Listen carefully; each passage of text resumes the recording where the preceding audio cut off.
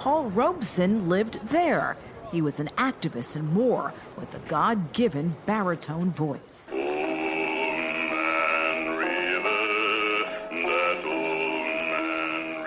Prize fighter Joe Louis also lived there. New York's Yankee Stadium. Maxie Bear, former heavyweight champion, meets Joe Louis, the young sensational brown bomber. The building? 555 Edgecombe Avenue in Harlem, New York. And there, that's the block on 135th Street, tennis champ Althea Gibson was discovered, the first black woman to win the French Open.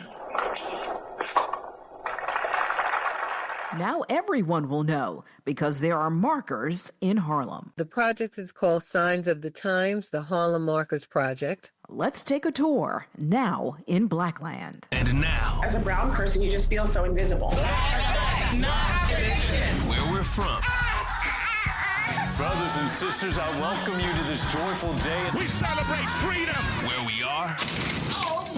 Get on the ground! I know someone heard something. And where we're going. We the people means all the people. The Black Information Network presents Blackland with your host, Vanessa Tyler.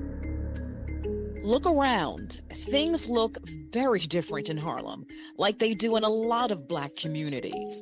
But Harlem, New York, a place with so much black history, black breakthroughs, black culture, While We Are Still Here is the name of a 501c3 organization that is making sure with the multi-million-dollar condos, sidewalk cafes, and changing faces, we never forget.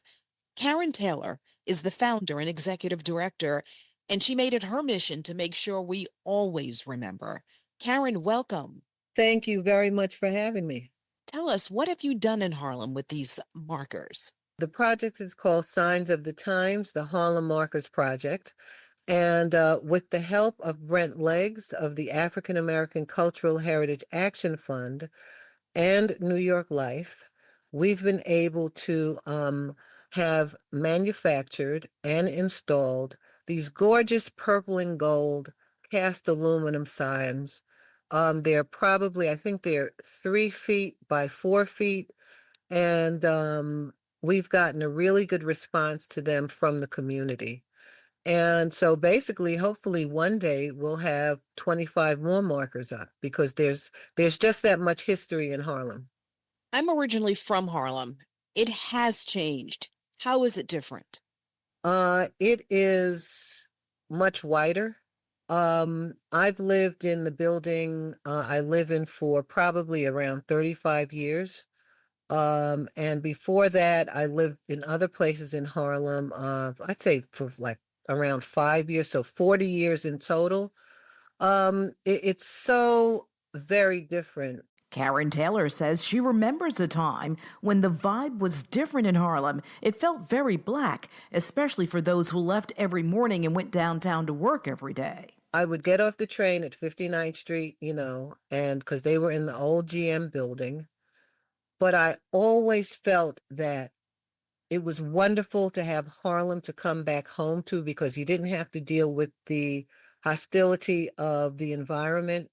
You didn't have to deal with, white supremacy and, just the racism. And it was wonderful, as I said, to come off the train at 145th Street and you're like immersed in a total Black community where your validity is not judged based on your race. You're just who you are, and people were far more accepting, than where I was working downtown.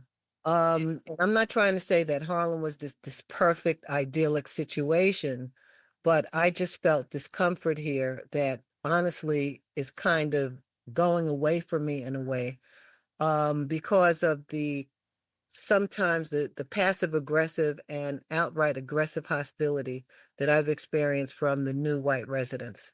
So the Marker Project's mission, don't forget Harlem, that's slipping away. Both Black and white are learning history. It even may be a conversation starter between old and new, neighbor to neighbor. I think that I'd have to say that if I had to choose a favorite marker, it would be the marker for Dorothy Maynor, who is the founder of the Harlem School of the Arts. You may know that the building was renovated, a few times over the years. And Herb Alpert, the Herb Alpert Foundation, and Mary J. Blige, initially probably around 2006 or 2007, offered the school money. Herb Alpert gave maybe $9 million, if memory serves, and Mary J. Blige gave $1 million. So over the years, the Herb Alpert Foundation offered more support for capital development, renovating the building, et cetera, et cetera, et cetera. And we noticed that, we'd pass by, it's a construction site, and we just see this name in lights. It's emblazoned on the side of the building, the Herb Alpert Center. And so essentially, myself and some of our board members sent the Herb Alpert Foundation, a very respectful letter, because we actually expected that he would eventually put Miss Maynor's name on the building, because she was the founder of the Harlem School of the Arts since 1964. And essentially, the foundation said something like, we're going to do something very special for Dorothy Maynor. And so they had this kind of in the lobby of the building, like these huge blown up pictures of her, but it's not anything that you can see from the street.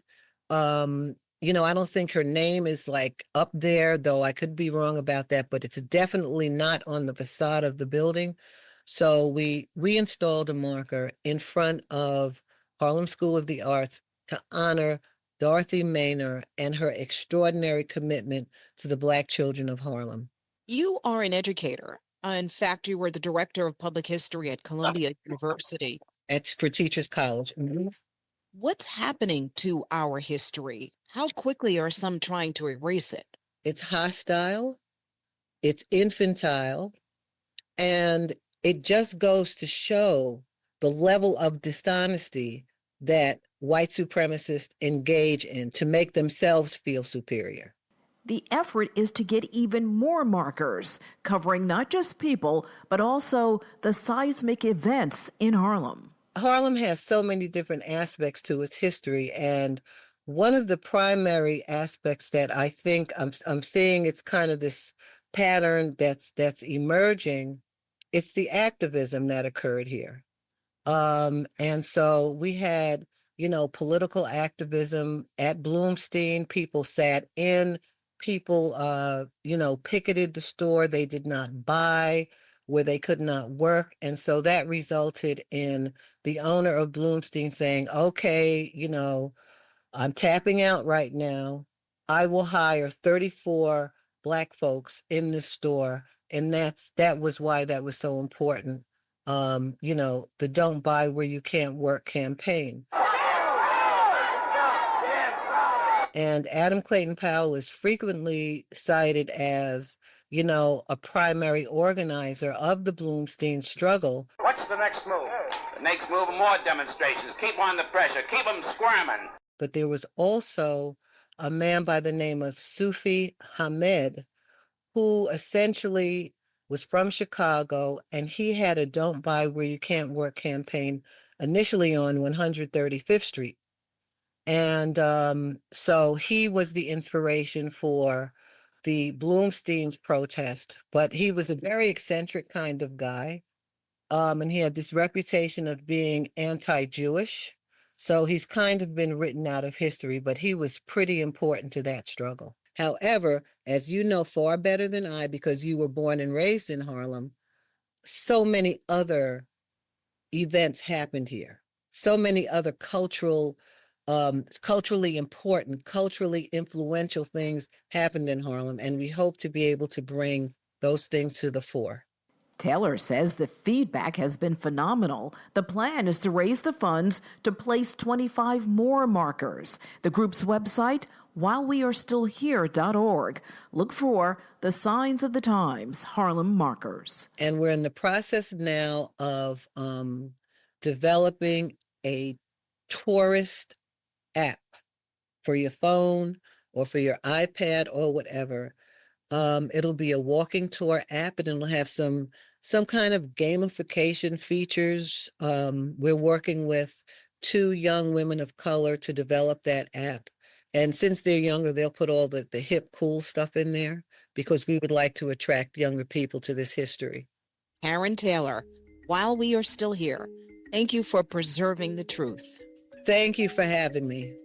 I'm Vanessa Tyler. Join me next time on Blackland. A new episode drops every week.